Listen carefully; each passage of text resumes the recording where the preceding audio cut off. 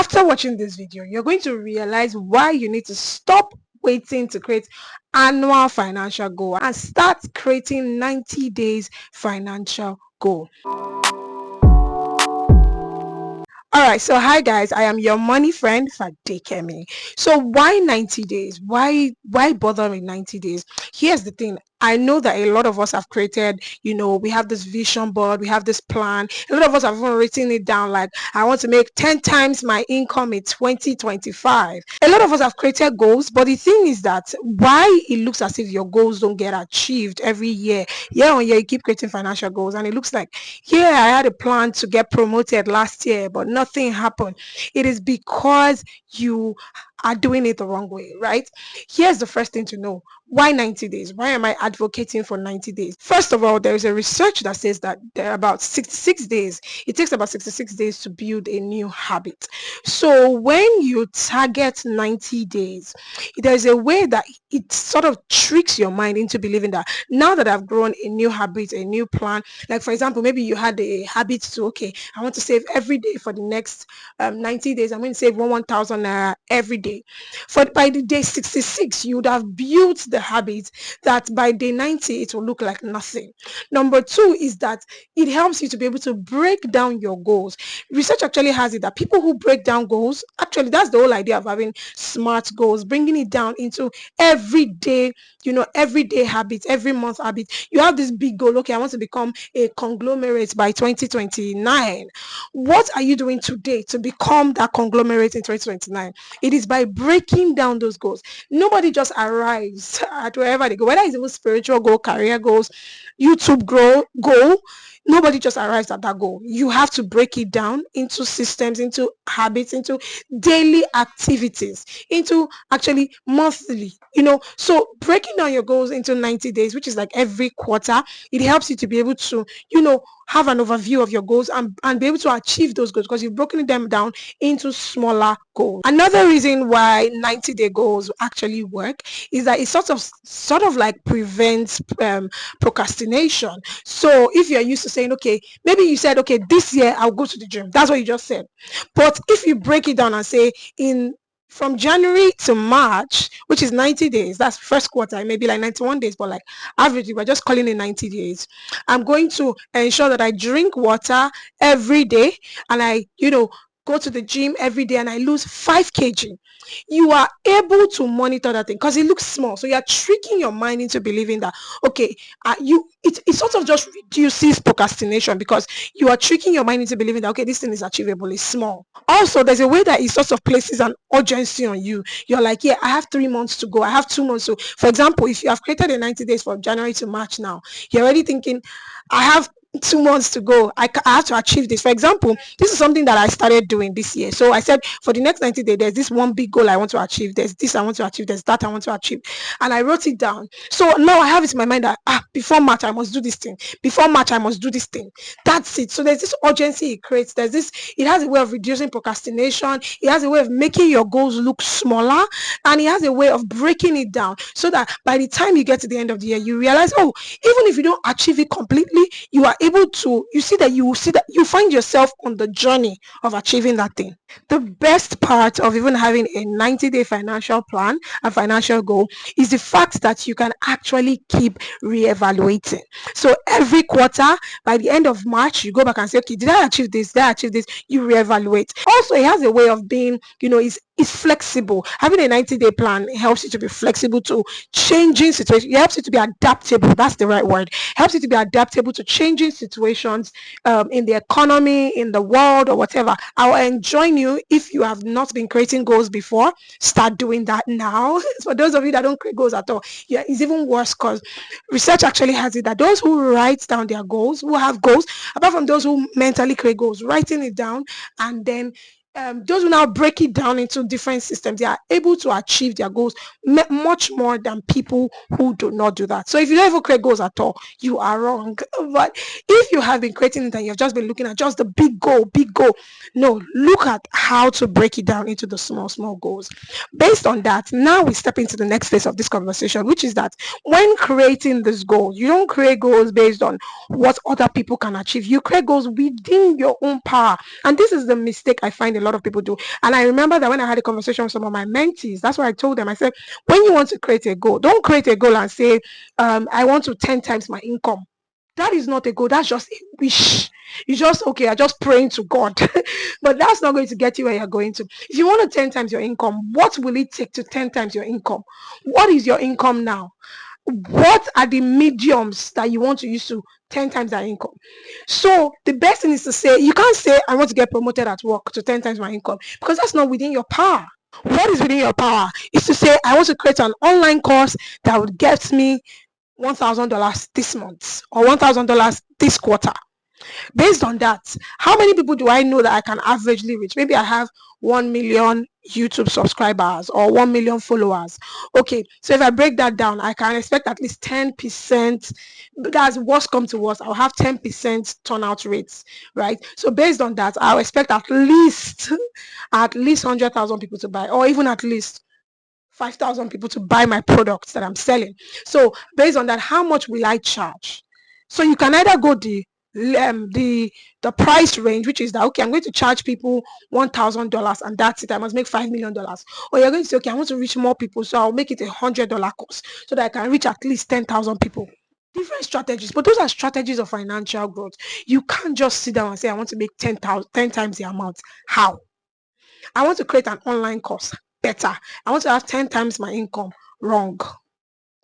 I want to start an online business that is revolving around script writing, course creation, whatever it is, virtual assistant. Good. I want to make more money. Wrong. Don't just create vague, big. Yeah, it's okay. People have vision boards. On your vision board, you've put a house, you've put a car. But how? Next up, you calculate your net worth. What are you worth? And this is something that a lot of people don't do, or people are afraid to do. And see, let me tell you, when you do it, you realize that you may not be worth as much as you thought you were worth. In the sense of, when you're calculating your net worth, you are calculating how much cash you have, how much houses, cars.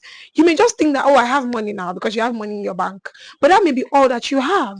So get a pen and a paper, write down everything that you're worth when it comes to your assets, your cash, your investments, your pension, your house, your car. As long as that thing is an asset. When I say assets, I mean anything that brings in layman terms, anything that brings in money, that has potential to bring in money, that is bringing in money.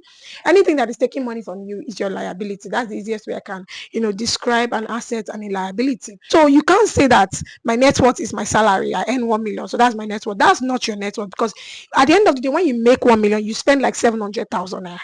That means it's only 300,000 that is left. So that's what you will add, not that money that. So just calculate your assets, your liabilities, determine what your net worth is, and based on that, you can now say, okay, what is my goal for this year? Now that I know that my net worth, maybe when you have calculated everything, you have realized that I'm only worth 5 million in this world. So if anything happens to me, if you shake me, 5 million, no matter jade, it's 5 million that will come out. So now that you know your net worth, so whether you are in your 20s, you're still young, in fact, maybe now that you have done your net worth, you're like, I'm not even worth anything. Fadikemi, just help me. Next phase, we're going to do a skills audit. So you're going to get a pen and a paper. This is a practical class. So in fact, this is a class, a master class. Get a pen and a paper, start writing every skill that you have. I know how to plait hair, write it. I know how to sing, write it. I know how to write, copywriting, whatever the skill it is that you have, write it down. Don't underrate any skill. I can sing, I can act, because at this stage you're trying to get more money, right? Or you are even totally broke, you don't have money. So we are just in two different kinds of people in this video. Those that are completely broke, they're trying to start again, and those that, they are not totally broke, but they're just trying to get their finances in order. So now that you've done a skill audit, you've calculated, okay, I can do copywriting, social media management, video editing, and I enjoy you to even focus a lot on the skills that you have that can be transmitted and transported and sold virtually. That is one of the best ways to make money now, even though I know that other skills can actually make you money. For example, you can make hair and you make money. You can be a teacher, a homeschool teacher now. You go and teach your little children. You know that you like mathematics, write it down. That is a skill. You know that you like social media management, write it down. Now, based on these skills, we're not going to do an audit of it. Like, okay, all these skills that I have, am I a beginner or am I an expert? You will rate yourself by yourself. To thyself be true. So say the truth to yourself. Am I good at it or I'm just trying? Now you're going to ask yourself, which of these skills is actually a 21st century competence that would actually make me money? And which of these skills, go on ChatGPT, AI, Google, search out of those skills that you have. Which of these skills would be good to make me money? Which of these skills can I transport into a course, a whatever it is? Pick out those skills and then say, okay, am I a beginner? Am I an expert? If I'm a beginner, how do I get better? By getting courses, by learning some more. So you go on YouTube, you start to learn. Especially something like, for example, social media management. This is something that a lot of people are catching out for. For example, I know this is someone I know personally that makes nothing less than 10K a day, 10,000 naira. Okay, doing social media management. What he does, if it's a very complicated thing, I said I was probably going to have him on my channel one of these days to talk to young people. They search out for topics that are trending. They create a template around it, then they send it. It's actually, they deal with clients abroad, so by the time they pay them, it's actually a lot of money. So I think they pay him like maybe 2,000 or 4,000 naira per assignment or something like that. But it's really like social media management, there's so many range to it. There's copywriting. You can help people manage their page, right? You can do virtual assistant. I recently got a virtual assistant. So there are a lot of skills that can make you money these days. So don't sleep on this skill audit. Do it. And then when you have done it, you now know where you are. Then you go and look for high net worth individuals that you can use your skills to help. Because the fact is that you may have skill, but if you don't have people to go and meet, it will not do anything. For example, I know someone that we helped to get a social media management job because we met this woman who said, oh, I just need a social media manager. I don't know how to do all this, but I want to be posting videos. And then we told her, oh, I know someone that can help you. And that was it. This particular girl got a job from the woman. So there are many people that are within your locality, your church, maybe your office or whatever, your school. You can go and meet them and say, Ma, I think you need a social media manager. Let me be helping you post your thoughts. I will edit the video for you.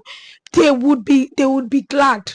Max, they will pay you 20K, 30K. These people have money and they can do it. So all they need is assistance. I'm going to meet someone and say, oh, Ma, you always go for conferences, you always go for show. Let me be making, short clips for you. I'll be following you around, making clips, edit it, and I'll post it on your social media. Visibility is good. You will convince them on why they need it, right? So these are different ways of making money. Video editing, copywriting, even writing books now, writing an ebook, creating a course. What is that thing that from your skill audit? You would know. You will ask, okay, let me package it into a course. So these are ways to actually elevate your finances. So now that you've done a skill audit, you've done the beginner, you've graded yourself, you now know who to go and meet. This is a whole masterclass, so you have to pay attention. So you do everything, then we now get into the financial part of it, which is that, okay, now that I now know where I'm going, how I'm going to make money, maybe now you're already making money, you now decide, okay, in this next 90 days, what would I do differently that would change the course of my year?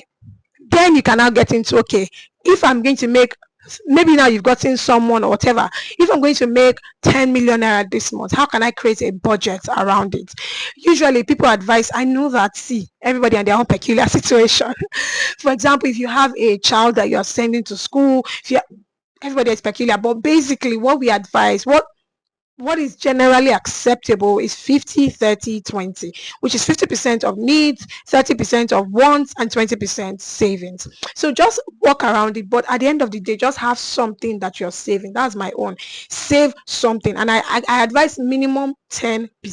And don't tell me, oh, if I make money, the solution is to make more money. The solution is not to make more money. Yes, it's good to make more money to be able to step into that life. But if you don't build a culture of savings, I know people that earn 1 million, that it is hard for them to still save 200,000. From creating that budget, you now move into ensuring that you start putting money into your emergency fund. Having an emergency fund is very, very important for anyone. See, anything can happen. You need an emergency fund, and you need at least 3 months to 6 months worth of income in that emergency fund, especially like your living expense. For example, if you spend 700,000 naira per month, you should have 2.1 million naira in your emergency fund. So try your best to, it doesn't mean that you will do it in these 90 days. I'm just saying you start to build towards it. You start to build towards it. You start to build towards it. And then you step into that next level, which is investing. And you don't have to even wait till you build your emergency fund. Actually, from saving, start investing. Start using apps like piggyvest. Start using apps like Cowrywise. But in these 90 days, how can you work towards it? Is by saying, okay, in the next 90 days I want to save 2 million. That's within your capacity, right? So you will start saving it. Okay, I'm going to save this, I'm going to save that, and then you step into the abundant life. So investing, you can start with apps like piggyvest, and you now move on into maybe shares.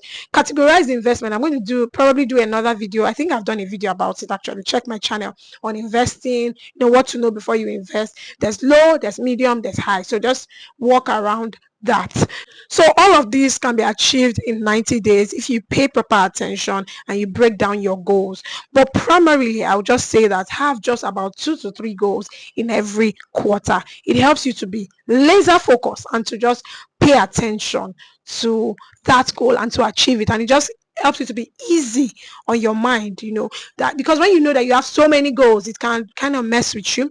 So just, you know, laser focus on that goal and you would achieve that goal. I hope this video has really been helpful. If it has, leave a comment below telling me what you think. Which of these tips that I just shared are you taking home with you, and which one is standing out? Which one did you know before? Let me know in the comment section, and let me know any other topics you want me to talk about. And please do me a favor, please give a thumbs up.